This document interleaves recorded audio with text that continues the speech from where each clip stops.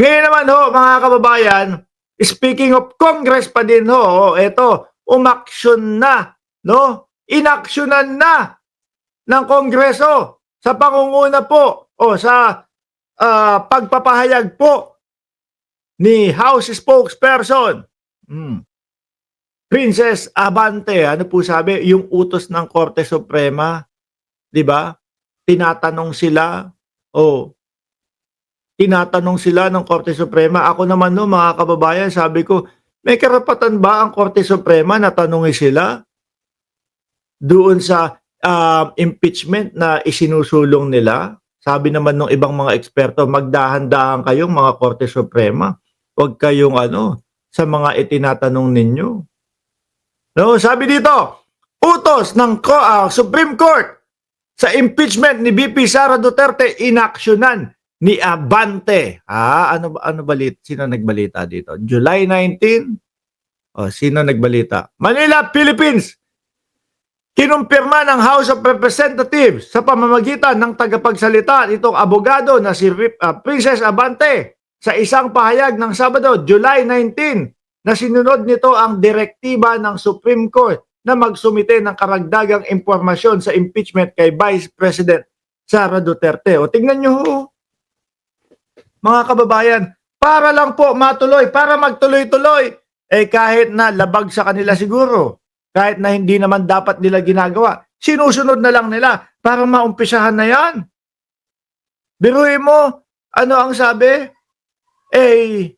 Dapat 29, may petsa na naman pala dapat yung impeachment, dapat 29, tapos inusog na naman, August 4 na naman. Anak na tibaklong talaga yan. Mahahalata mo talaga ang galawan, no? Mga bossing, no? Galawan nung mga pasweldo ng bayang Pilipinas na hindi para sa Pilipinas, mga bossing, ang galawan nila. Sabi ni Ronnie Pulhencio, kanina pa ba yung live? Naku sir, 13 minutos pa lang tayong nag-uumpisa. Shout out sa iyo.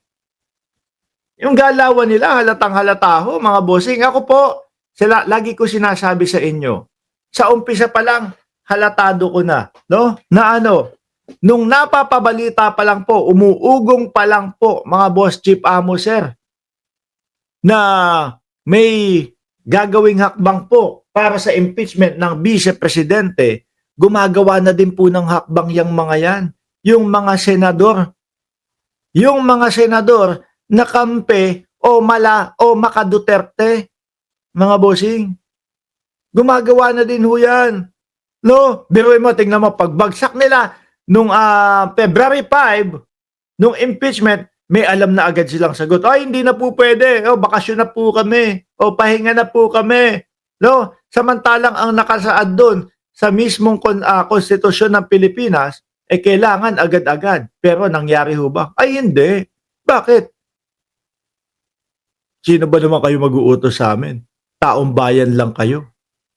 Kami ang mga senador. Tapos si Chispa ang Senate President. Di ba? Ganun ang ipinapamukha nila sa atin. Wala kayong say dito, taong bayan. Kahit na isama nyo pa, kahit na magsalita pa yung mga malalaking universidad, sino ba kayo? Kayo ba ang nasa poder? Kayo ba ang nasa posisyon? Kami ang senador dito. Di ba? Kami ang masusunod dito. Forthwith na sinasabi ng konstitusyon.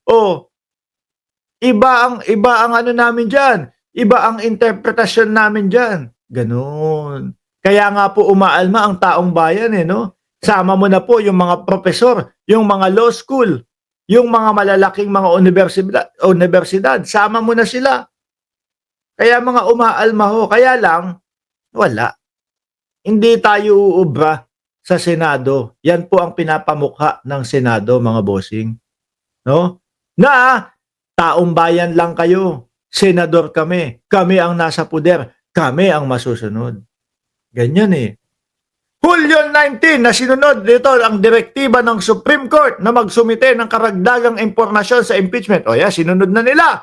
No? Sinabi ni Abante na ang Office of Solicitor General, legal na tagapagpayo ng House, ay elektronikong naghain ng kinakailangang pagsunod sa pamamagitan ng Philippine Judicial Portal at nagsilbi sa lahat ng partido. Kaya lang mga kababayan, pag naging desisyon dito ng Korte Suprema, malayo po sa dapat na maging desisyon o doon sa tamang desisyon. Baka ito pagbabayad utang na loob kay Duterte. Kasi sabi ni Senador Trillanes, sa 15, tama ako? Sa 15 na Korte Suprema o Supreme Court, 12 appointee ni Digong. Baka kaya kahit hindi naman trabaho nila, trabahuhin na lang natin. No? Para makapagbigay ng bayad utang. The House of Representatives, through its counsel, the Office of the Solicitor General, filed Friday its compliance to the Supreme Court directive to provide information on the impeachment proceedings against Vice President Sara Duterte. Lahat gumagana, no? Ombudsman, gustong makialam din. Pero eto po, yung mga dapat sila ang kumikilos, dapat sila ang nag-uumpisa, mga bossing, wala, hindi ready. Hindi mga ready daw. Pag-aaralan pa at kung ano-ano pa. Alam nyo ho, mga bossing, nagbigay ng di ba? Nagbigay ng petsa. Agosto 4 daw o 5. August 4 o August 5. August 4. Alam nyo ho, mga kababayan, ang nasa utak ko ho, mga bossing, yung binigay nilang petsa na yan na August 4, meron na po silang agad na dahilan dyan para i-move, para iusog ulit. At meron, tingin ko ho mga bossing, ito ko lang, pag-aanalisa ko lang po doon sa galaw-galawan nila dyan sa Senado. May nakatokang bagong senador kung ano ang papasiklabin. No? Nagulat tayo, di ba, doon kay Alan Peter Cayetano? Ang akala na, okay, tuloy na to. Sige, kailan daw? June 11. Biglang tayo si Peter Cayetano, biglang may remand. Di ba? Biglang merong pagbabalik sa Kongreso nung impeachment. Di ba? Ngayon mga kababayan, tingin ko, meron na din itong mga plano. Meron ng biglang tatayo, meron ng biglang panibagong senador na sasabihin, ako, ganito naman ang gagawin po natin, kaya iuusog na naman, kaya hanggang sa mawalan na po ng gana ang bayang Pilipinas at wala, tanggapin na lang na ganito ang politika sa Pilipinas, no? Na ganito ang gobyerno sa Pilipinas, kanya-kanya takipan. Or baka sila kabado po, no? Biruin mo, lilitisin mo si Inday Sara Duterte, judge ka, tapos may alam si Sara Duterte sa mga galawan mo.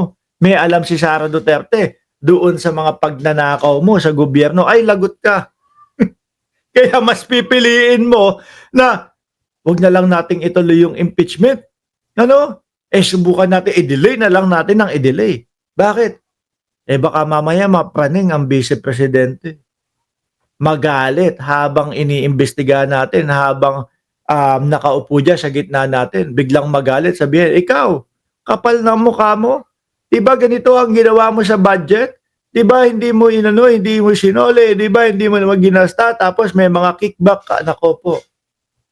Yari. Syempre, kung ako lang ho yun, magnanakaw din sa Senado. Kunyari, senador ako na magnanakaw.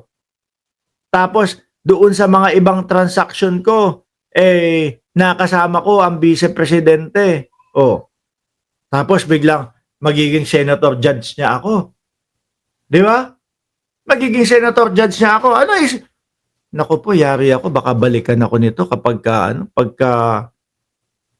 ang husga ko ma-impeach si Inday Sara Duterte. Baka isa-isahin kami. Baka wag na lang. No? Dismiss natin o remand natin, patagalin natin o kung ano-ano pang mga dahilan ang gawin natin para lang huwag matuloy. Mahirap nang mabalikan. Di ba? Sabi ni Ronnie Fulgencio, lockdown bukas ang Pilipinas laban ni Pacquiao. Nako po. Kaya maaga po tayong magbablog mamayang umaga, ha? Eh kasi po kailangan ko tumutok diyan sa laban ni dating Senador Manny Pacquiao. Bata pa lang po ako, mga bossing. Nako po. Dati ganito. Speaking of saglit na Pacquiao lang, no? Saglit na Pacquiao. Una kong napanood si Manny Pacquiao, napakaliit ko pa ho noon. Tapos kami yung mga magulang ko, kami nakatira sa Tondo. Yung mga magulang ko nagtitinda nung sweet corn. Yung sweet corn nilalagyan ng cheese na powder, nagtitinda sa Marikina, no? Binabiyahe nila 'yon, umaga, gising na 'yan, 5:00 ng umaga, babiyahe. Tapos uuwi ng 7:00 ng gabi. 'Yun yung hirap ng magulang ko. Kaya na-appreciate ko lahat 'yun. Gabi, mga bandang 8:00, laban yata ni Pacquiao sa Thailand. Ang kalaban si Sanchay Sasakul. Doon ko unang napanood si Pacquiao, mga kababayan. Hanggang simula noon, wala na akong pinalagpas na laban ni dating Senador Pacquiao. Hanggang ngayon ho. Ako naniniwala ako mananalo pa din po yan. Good luck, Senator Manny Pacquiao. Anyway, iwanan na ho natin ito.